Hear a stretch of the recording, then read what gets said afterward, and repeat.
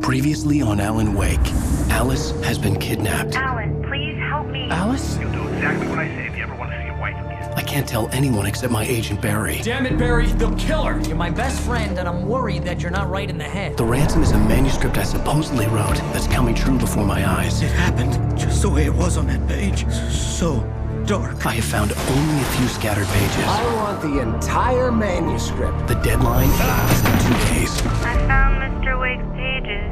Good girl. How the hell did she get her hands on the manuscript anyway? I don't know. She's resourceful.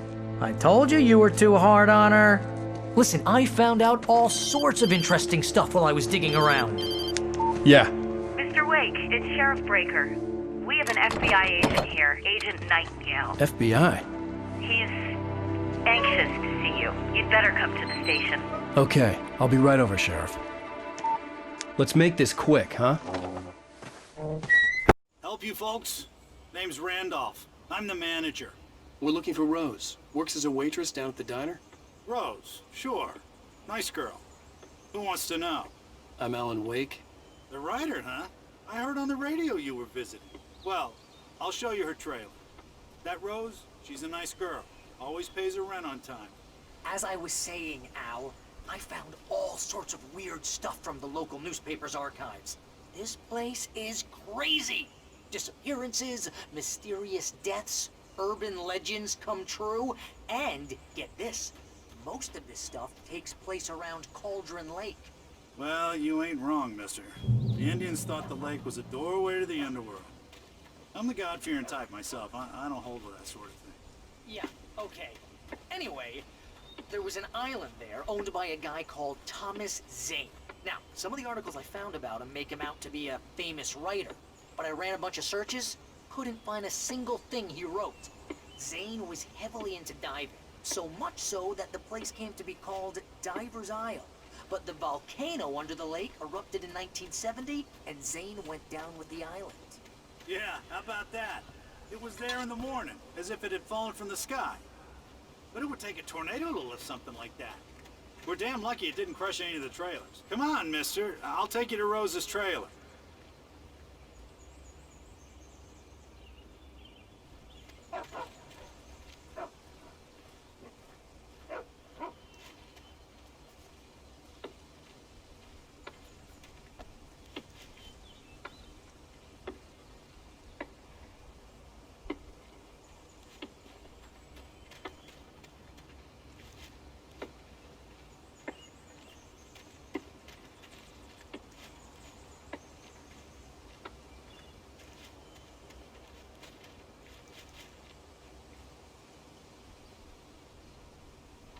Gets better.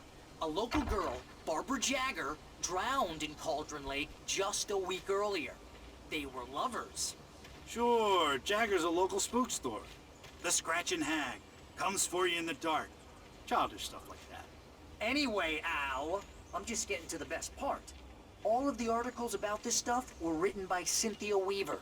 I asked around, and she's that crazy bag lady you met. What, the lamp lady?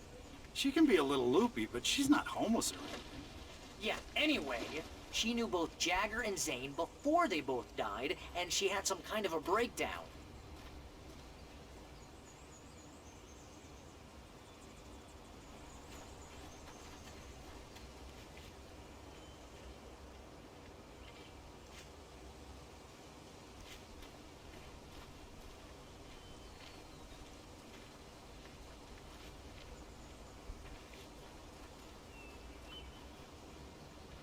Well, mister, this here's Rose's trailer. You mind me asking what you want with her? We're just here to talk to her, pal.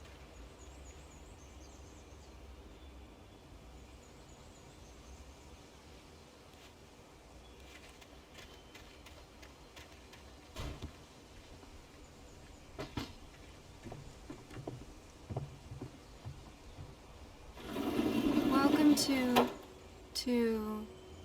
Oh dear, Mr. Wake. I'm so glad you're here. Rose, you have my manuscript? Oh. Oh yes. Yes. Please, come in. This is really good. Rose, Yes, my manuscript. I really need it. I understand. I know what you need. A muse to inspire you. Oh, for Barry. She doesn't have anything. Yeah, hey, Al? Al, what's... Oh... Barry! What? What?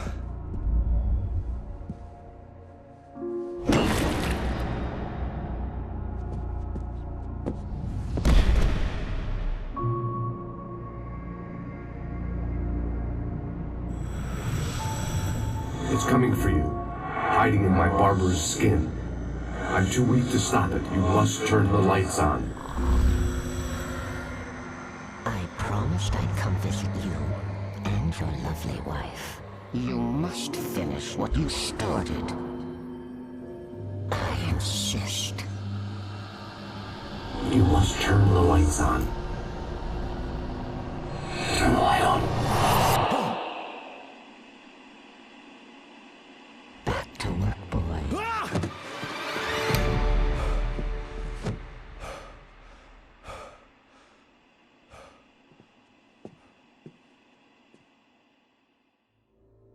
I felt nauseous, hungover. Only anger kept me going. I can't tell reality from dream anymore, but it seems I have an imaginary editor to help me. She's an old woman in a funeral dress. I call her Barbara Jagger. She's very strict. I'm writing faster and faster. My manuscript is being heavily revised. The edits are getting very aggressive, and each day there's less of me and more of her. I hate it. Rose took a but I day know from she's me. right. I had less than 12 hours left to meet the kidnapper. All I could do was get Barry into the car, work something out once I got on the road. Barry was out of it. He was way too heavy to carry. She's worked with another writer under similar Right. circumstances. Deserve more money. I'm so handsome. Welcome to the Oh Dear Diner. What can I get you today? Coffee? I couldn't work up much hate for Rose. Something had used her to get to me and left its mark. First refill is free. Milk and sugar on the counter there. Would you like to hear today's specials? Thank you. A nice day. Come back soon. My gun and flashlight were gone. I'd have to find a way to get Barry into the car as quickly as possible. There was no time to waste.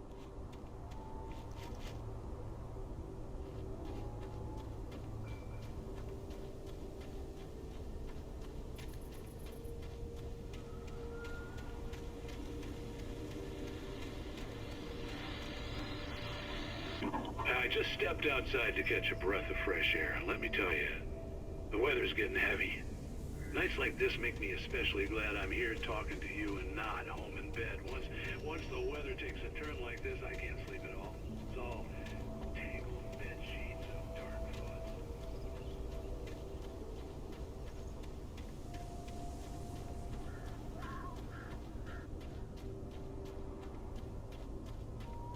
Oh, you're gonna get it now. God knows what you've done to that poor girl. This is Agent Nightingale, FBI! Get him up, Hemingway! You're under arrest! You move a muscle, I'll unload right in your goddamn face! Stay right where you are, Slade!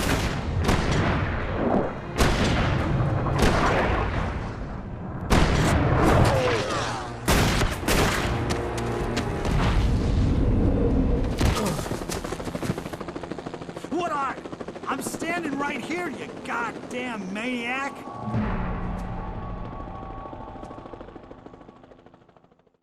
I hated to leave Barry behind, but there was no way I'd miss my appointment with the kidnapper. Give it up, Mr. Wake! Come on! Take it easy, man! Get after it! Don't let him get away! Move it! Move it! Move it! I'll have your shot if you let him get away!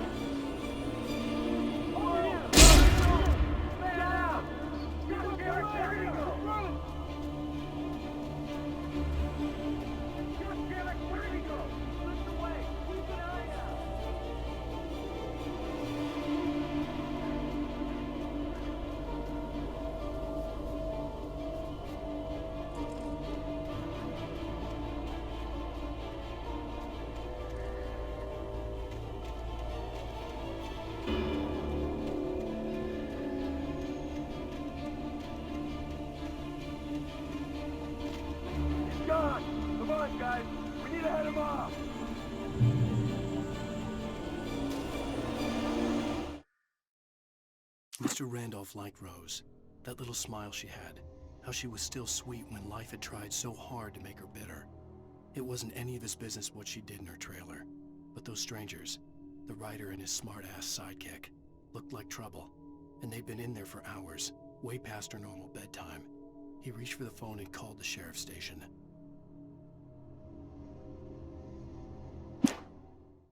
For decades, the darkness that wore Barbara Jagger's skin slept fitfully in the dark place that was its home and prison. It was hungry and in pain. It dreamed of its nights of glory when the poet's writing had called it from the depths and given it a brief, terrible taste of power and freedom. The rock stars had stirred it from the deep sleep the poet had sunk it back to in the end. When it sensed the writer on the ferry, it opened its eyes.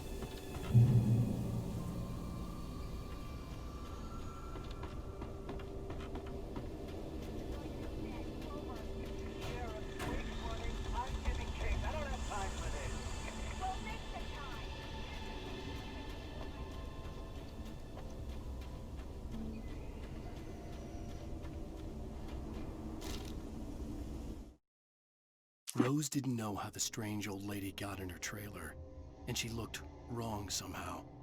The woman showed her teeth in an approximation of a smile and traced a finger down Rose's cheek. "Pretty girl," she said. Rose felt as if she was falling asleep, but her knees didn't buckle. The crone spoke in a whisper, her words ice cold and dark in Rose's ear.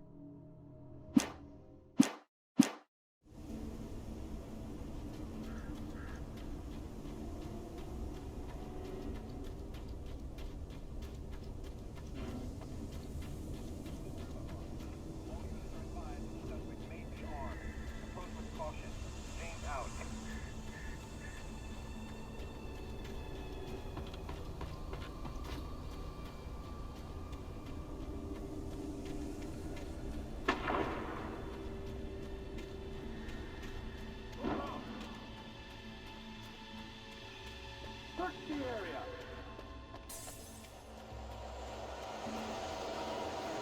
Stay sharp. This way. Over here.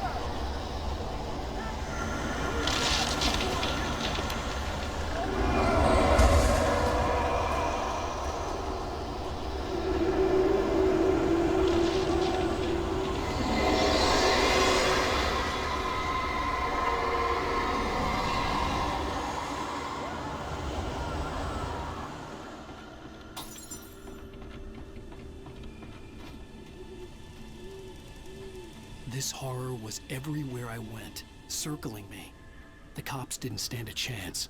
They were after a writer, not a monster. I've lost contact with Lucy's lady who was assigned to me. It's Blake's doing. Wait, are you seriously telling me that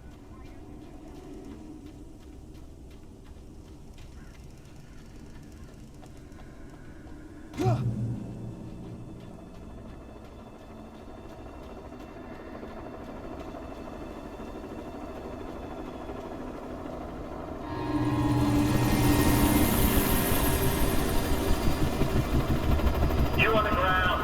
Hold her right there. There's nowhere to run. Freeze!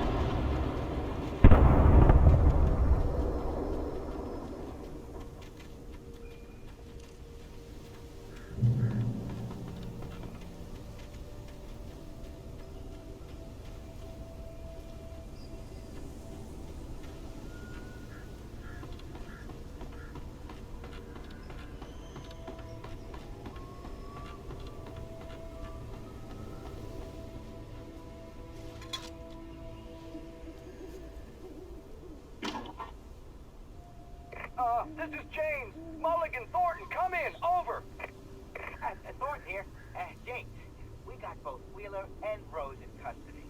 They didn't put up a fight or anything. Hey, come on. Sit down and give me that. James, Mulligan here. Over. Go ahead, Mulligan. Over. We got Wheeler and Rose here. Wheeler's drunk or hopped up on something. Speaking of which, that Fed had a pretty distinctive whiff of Otis Scotch about him, you know what I mean? Over.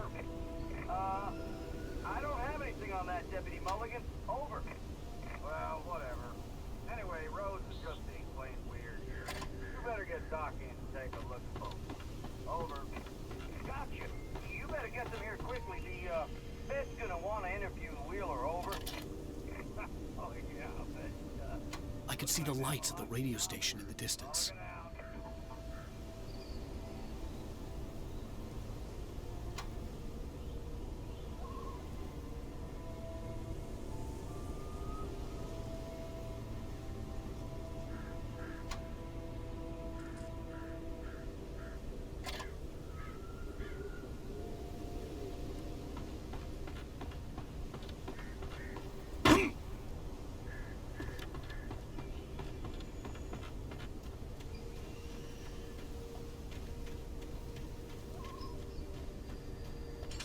I imagined that the broadcast tower in the distance was part of the local radio station.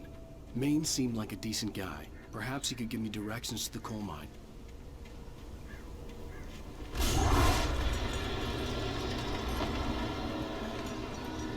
Unnatural shadows clung to the gate. The darkness that was after me was trying to stop me. I wouldn't get through without a light.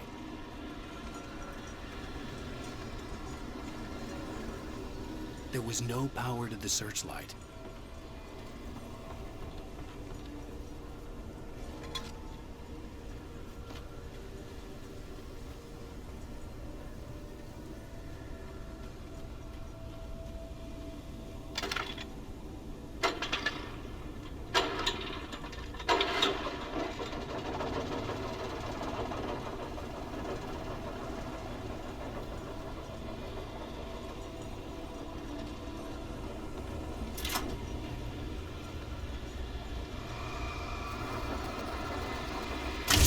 Generator conked out. I'd have to see if I could fix it and try again.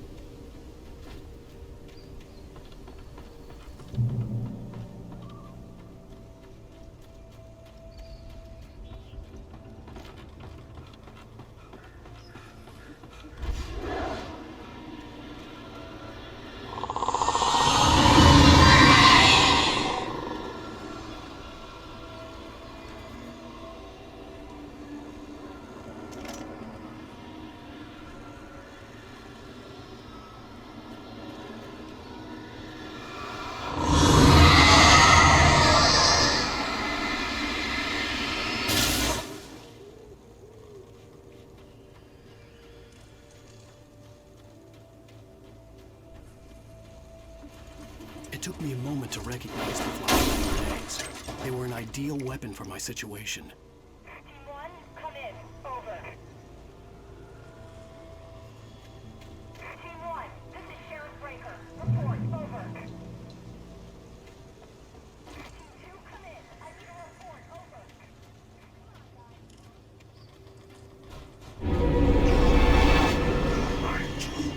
Silent.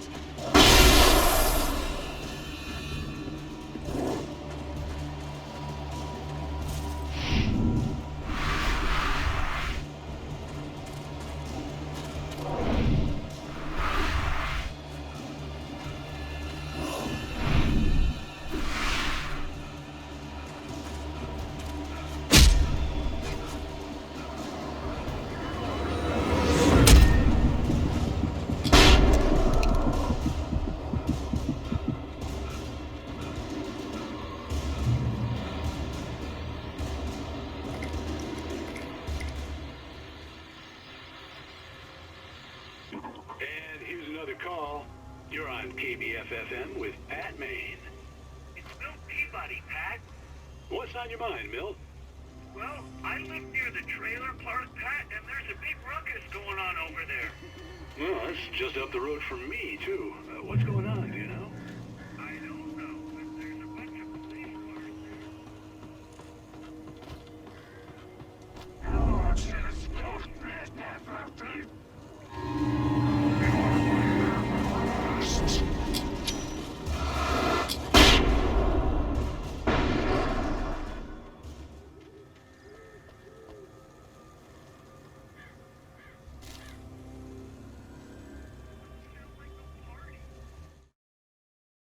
Touched by the dark presence, Rose was lost in a dreamland where everything was drawn in black and gray crayons.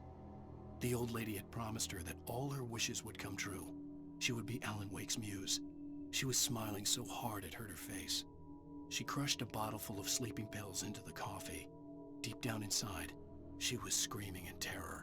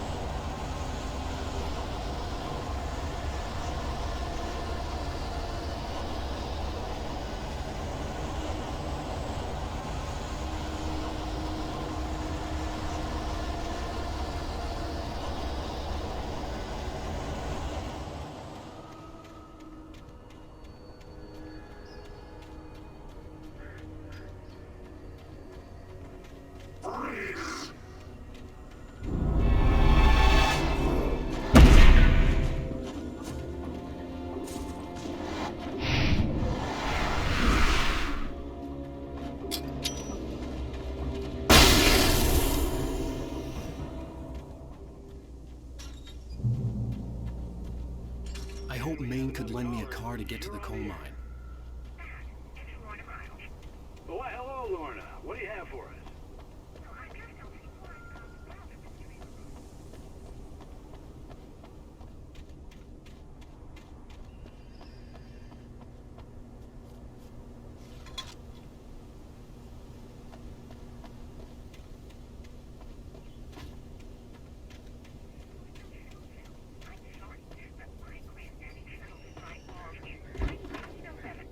Well, thank you very much for that compassionate viewpoint, Lorna.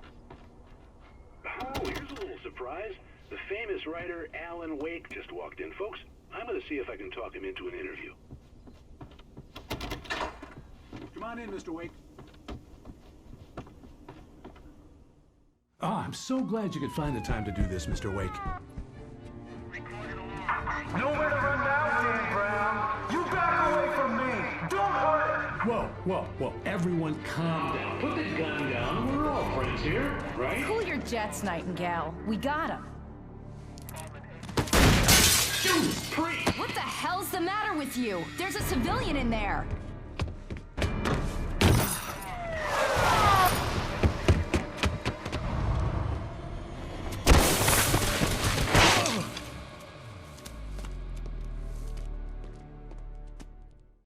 I'll get you yet, even if it kills me. You hear me?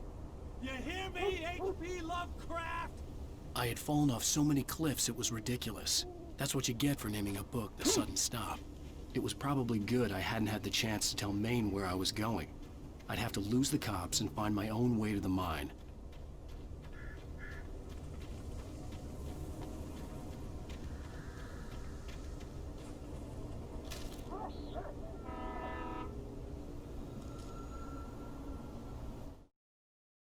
Nightingale stared through the broken studio window into the dark woods. He turned around, started to walk out, but Maine grabbed his arm. "Young man, you almost shot me. You don't shoot off rounds at people like that. What's the matter with you?" Nightingale shook his arm free, marched out. His cheeks burned with rage and humiliation.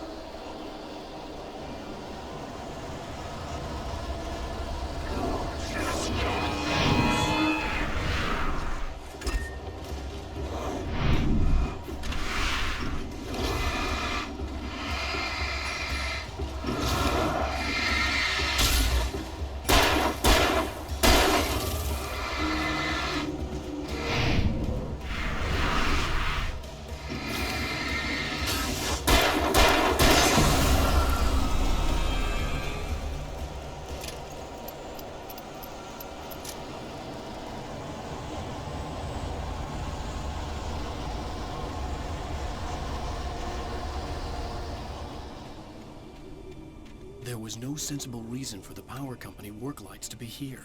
It was almost as if they'd been left for someone like me to use.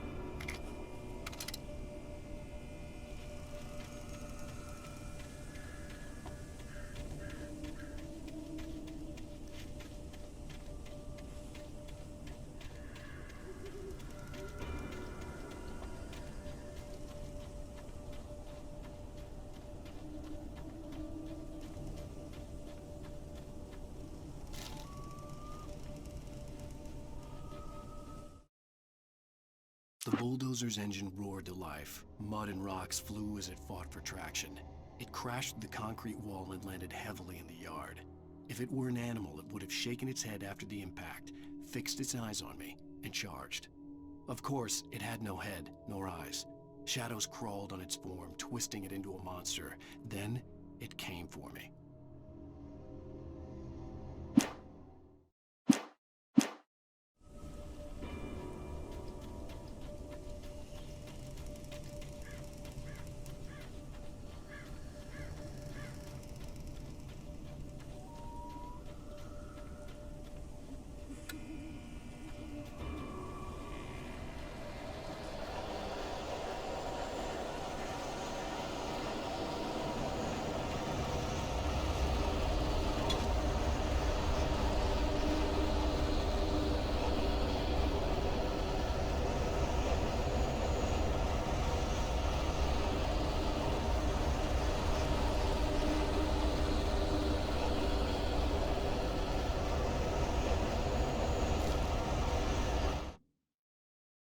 Sarah trusted her gut, and her gut said Agent Nightingale was an asshole.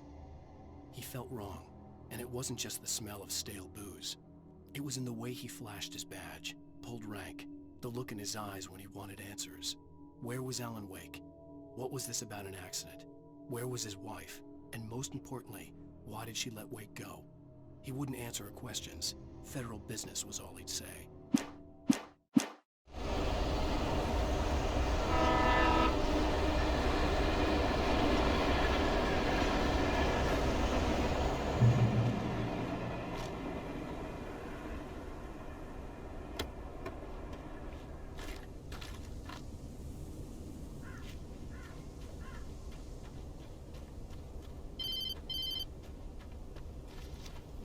Hello? The most stubborn man I've ever met. Alice? Alice? Alan, I'm so afraid. He keeps me in the dark. Please help me. I look at you, Alan, and it's not you. It's something else. Looking out from behind your eyes. Alice, I'm here. I'm so alone here. It's all gonna go to hell. You need to be careful. Cooperate. The connection had been terrible, but that wasn't the only thing that hadn't been right with the call. She sounded wrong somehow, but she had called me.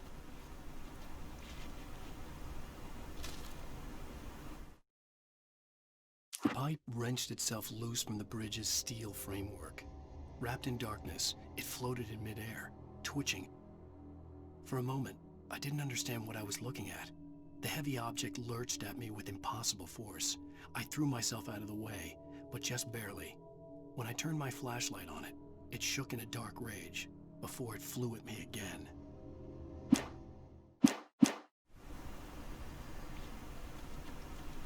I could see a railway bridge up ahead, and a warehouse of some sort on the opposite shore. I hoped I could find a car from there.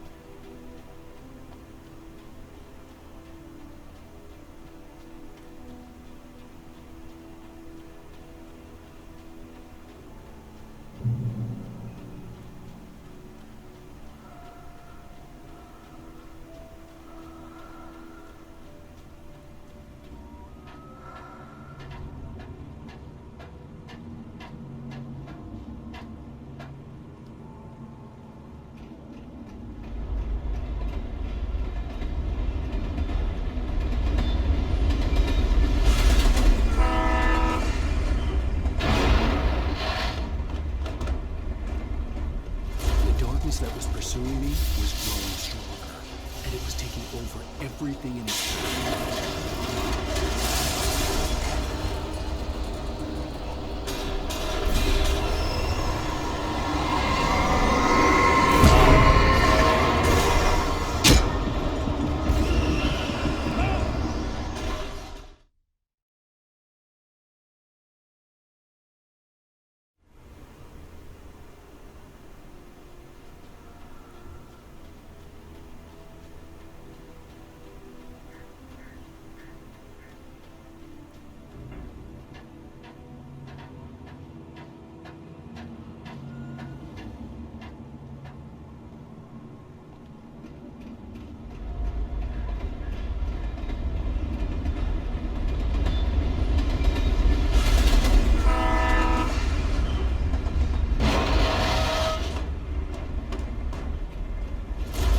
That was pursuing me was growing stronger, and it was taking over everything in its path.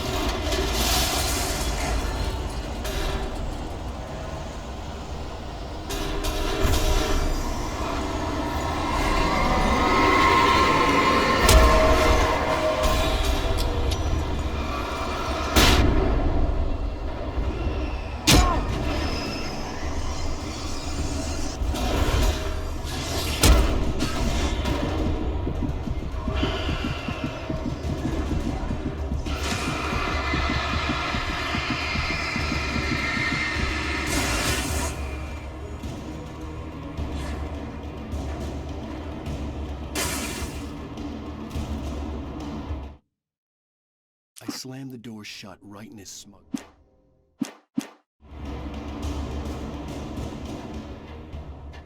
As a teenager, just starting to get interested in writing, Stephen King had been a source of inspiration to me. I thought about all the inanimate objects that had come to life in his books. No one is safe in a good horror story, certainly not the protagonist. That's what makes them fun. This was anything but. The darkness could possess anything, and it was getting closer.